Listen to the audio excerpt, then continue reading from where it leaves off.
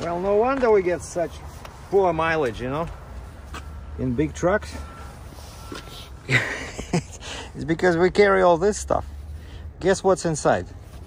And I'm coming back to this Cambridge canvas either later today or tomorrow, because, you know, I've been losing binders, right? So these guys don't have the what I want, like with the slip hook, but quite often you need something like this as well. So hold on, let me show you. I need those. You can get only from US. You know, the binder with the, I like those with the slip hook on one end and a grab hook on the other. But these are pretty nice. Shit. Who makes these?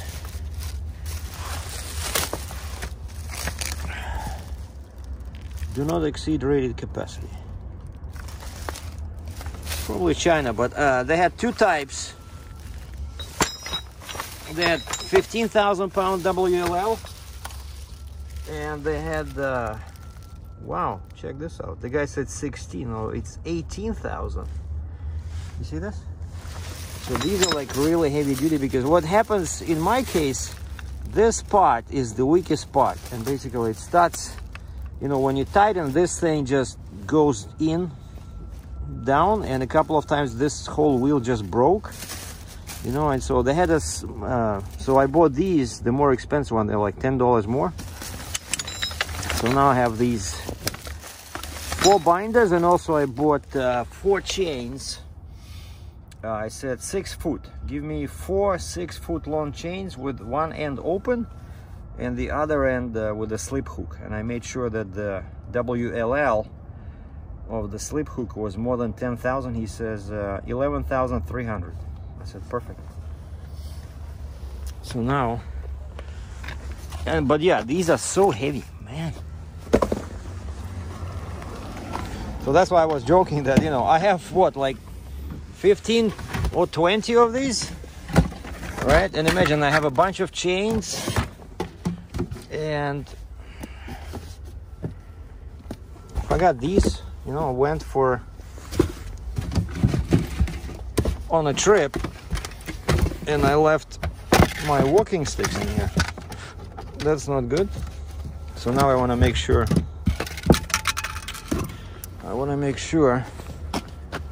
I take them with me. Hold on.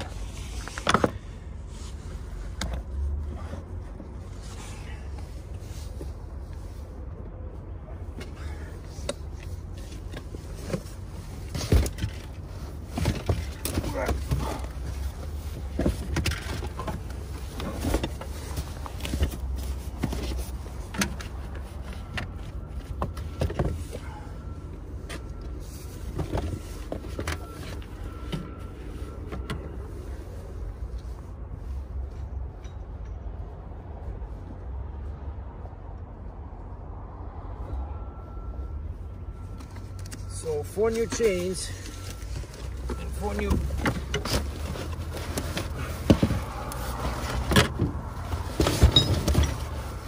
new binders. Like I always joke is that you can never have enough. You can never have enough chains and binders. All right, now let me tell you some news that I have. So today's oh, by the way, I got a receipt. Hold on. You guys need to know how much stuff costs in heavy haul, right? I have nowhere to put this. Okay, hold on. Are we still recording? Yeah. Where can I put it?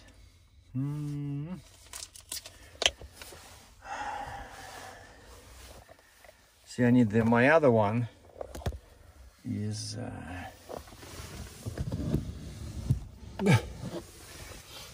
all right, maybe like this. I'm gonna put it on my. Yeah, very cold today. -9 again. So I just paid $393.48 Canadian plus $51 tax for the total of $444.63. So the binders were actually, it's cheaper than in the States, you know, like these regular ones. Like imagine heavy duty binders, they're 1/2 inch to 5/8. A ratchet load binder, they're $56 Canadian each, which is like $40 US. This is a very good price. And chains, he charged me $41 for a 6-foot long chain with a slip hook. So $227 for the binders and $166 for the chains. You see, like this, in 5 minutes I spent $400. And this is just 4 chains, 4 binders. And you need about, let's say if you're getting started and you're just buying a new trailer, you need at least, I would say like 8 what I call long chains, like 10-foot, and probably 10 these short ones. And I tried a shorter length, like 4 feet. I don't like those. Quite often, you know, they limit you, especially when you need to wrap the chain around like a axle or something. Like I find that 6 foot, 6 and 10 are perfect.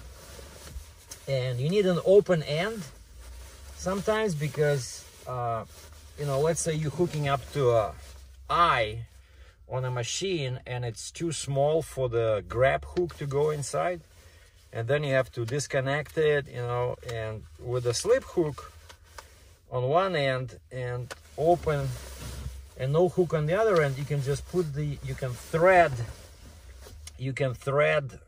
the open end through and just wrap it through the slip hook, you know, just make kind of like a noose, you know, loop, and it works. So I'm very excited about this because I just remembered, you know, so I finally got the money I was waiting for, and I'm thinking, okay, what's the smart way, you know, not to start buying toys and stuff, but something for my work. And this is the first thing maybe the second thing I thought of is binders and chains, because the second news is that I'm going back to Baltimore tomorrow. My truck is in the shop now with the trailer, and it should be finished by tomorrow morning, and then I'm driving to Baltimore, pick up a Volvo. Sorry, I was just checking if it's recording. I think it's giving me like 10 minutes or something. I'm gonna pick up a Volvo, about 95,000 pound excavator, brand new. And so that's why I wanted to make sure I have enough chains and binders, because, you know, like I lost a few binders. Well, lost meaning they broke. And the truck and trailer are in the shop because I wanted to change the shocks, right? And the guy ordered the shocks for the trailer, but he doesn't have the shocks for the truck yet, and so he was not sure if 1 day is enough, you know. And I said, okay, at least, you know, whatever you can do, just change the shocks on the trailer so it's 8 shocks, you know, 4 axles times 2, right? And also the valve, like the valve that you pull on each flip axle, you know, the one that drains the air, on the final axle, the most rear one, it just stopped working, especially in this cold weather. And I said, can you please replace it? And they said, okay. And so that's what the truck and the trailer are doing.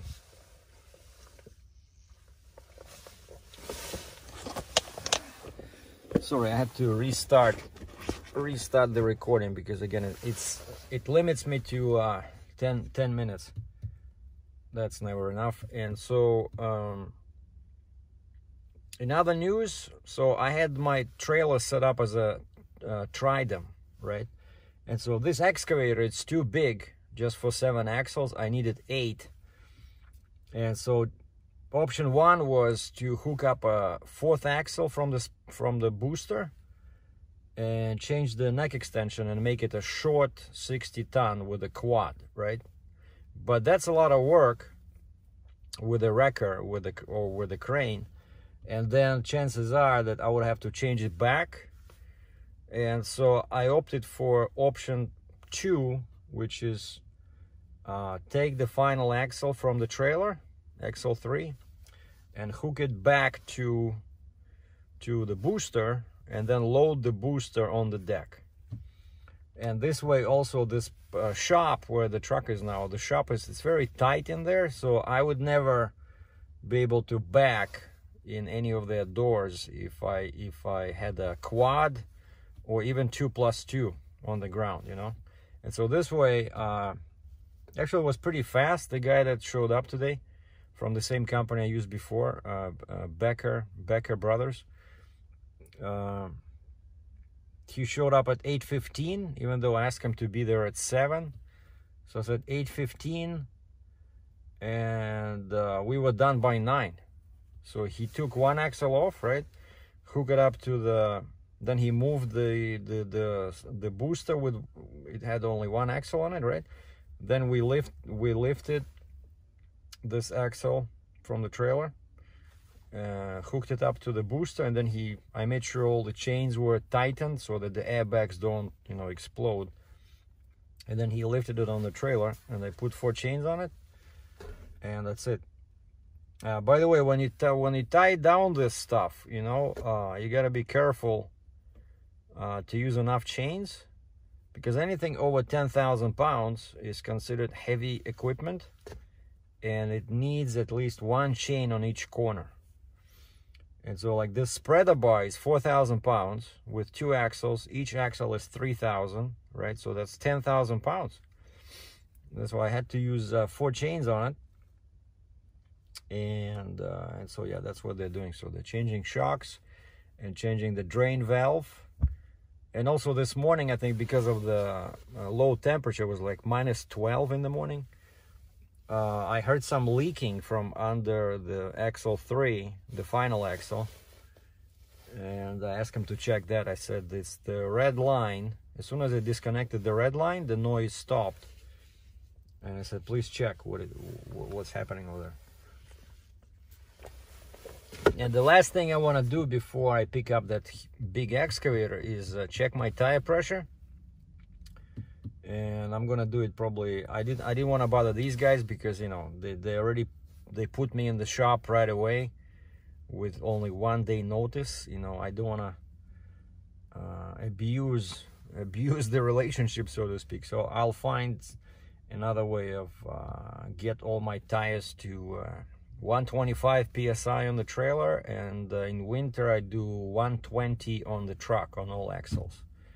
And in the summer I do 110 on the truck, but still 125 on the trailer.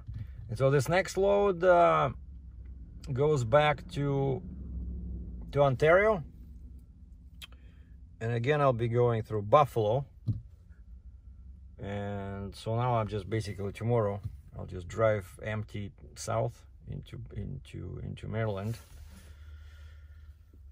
And what else happening? Oh, I emailed the sales guy in New Jersey. I said, hey, I have the money. I'm ready to make the final payment for the flip axle.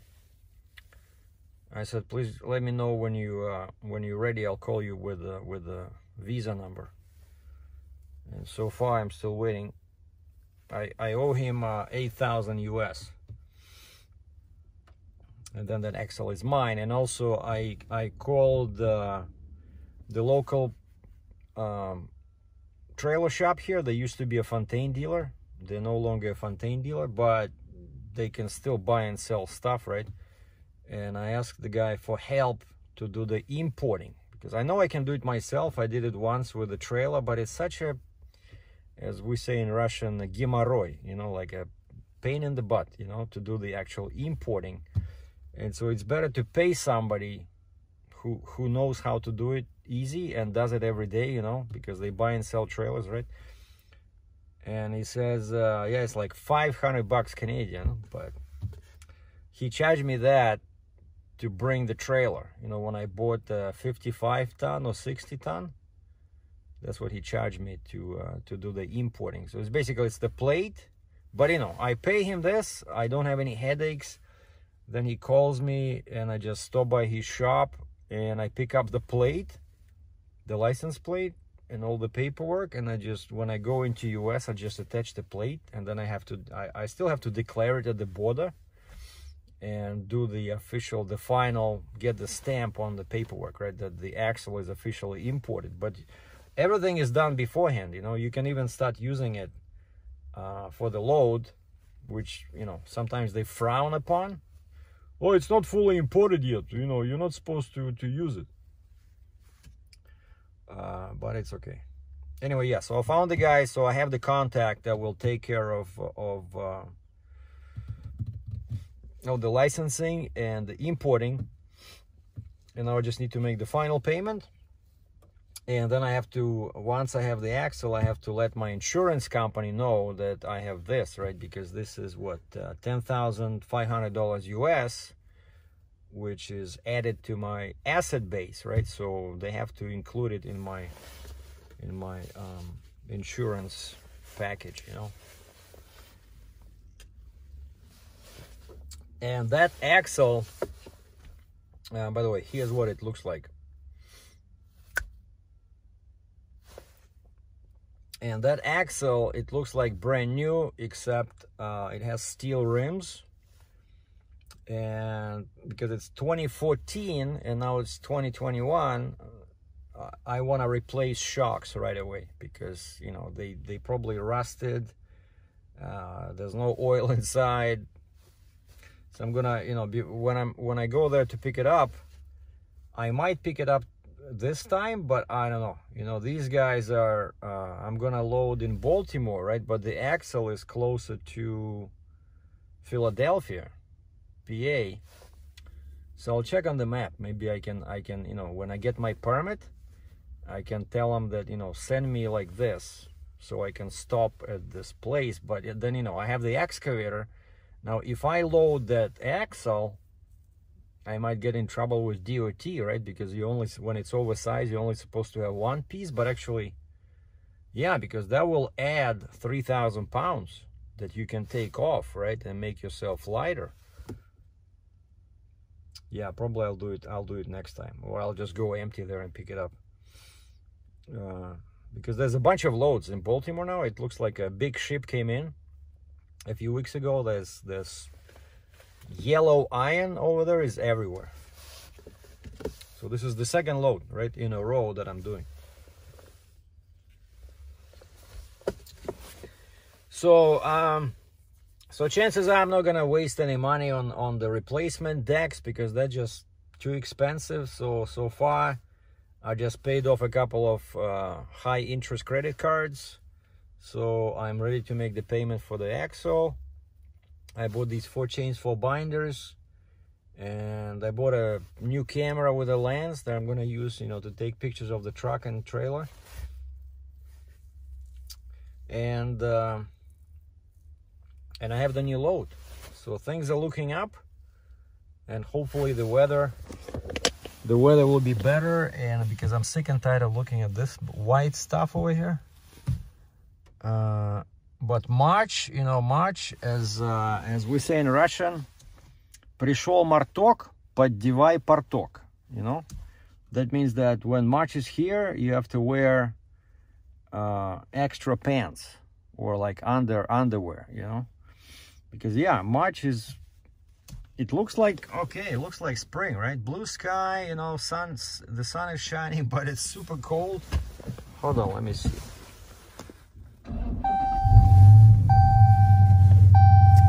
What do we got? -9. Check this out. See? -9 Celsius. So that's like I did this exercise last time. What is it?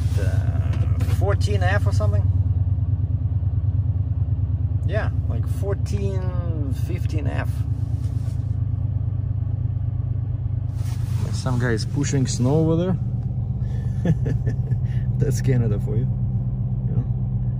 some old wheel loader with a bucket, just pushing snow from the driveway. And that's an international deal over there. International dealer. But I like these guys over here. These